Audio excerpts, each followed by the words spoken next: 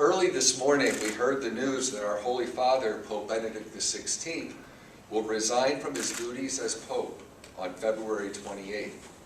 In prayer, our Holy Father discerned that due to his advanced age and diminished strength, he has freely decided to resign and to serve the Church in the future through a life dedicated to prayer.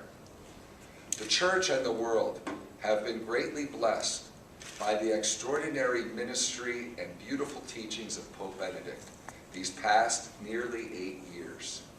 In his providential care, the Lord blessed us with a great shepherd. Amid the sadness of today's news, I'm also filled with gratitude for the faithful and fruitful ministry of our beloved Holy Father.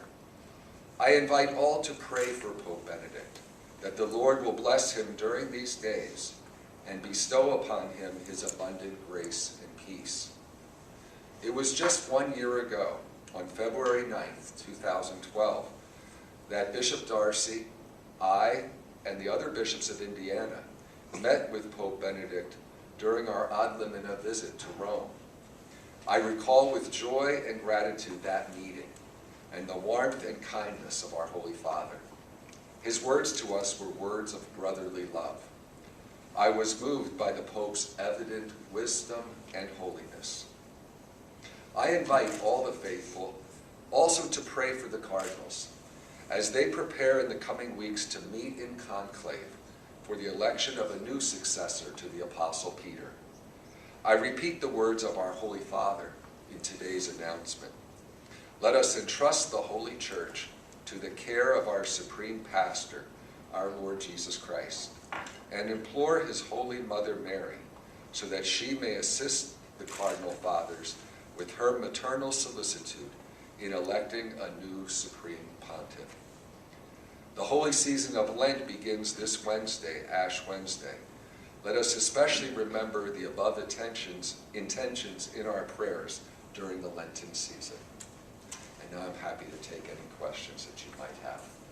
I would like to one thing I just learned from the history of the Church. Someone said to me earlier, is this the first time a pope has ever resigned? And actually this is the 7th time, but it's the first time in 600 years.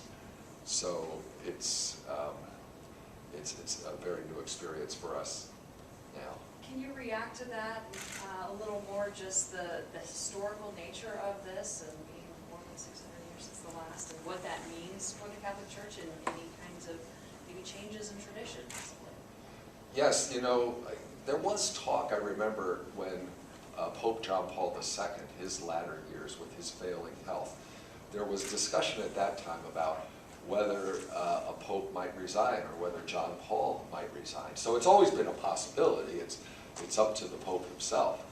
Of course, John Paul discerned that he wouldn't resign, that he bore that cross of suffering very publicly as a leader of the Church. And that was what he believed to be God's will for him. Of course, each person's different, and Pope Benedict has come to a different discernment, that for the good of the Church, he believes in charity because of his health and because of his age and diminished strength. He spoke about that it would be best for the Church to have a new pope. Since it's the first time in 600 years, and very possibly other popes may follow that same example of Pope Benedict. As I said, it's not unprecedented. It's just we just haven't experienced this for 6 centuries.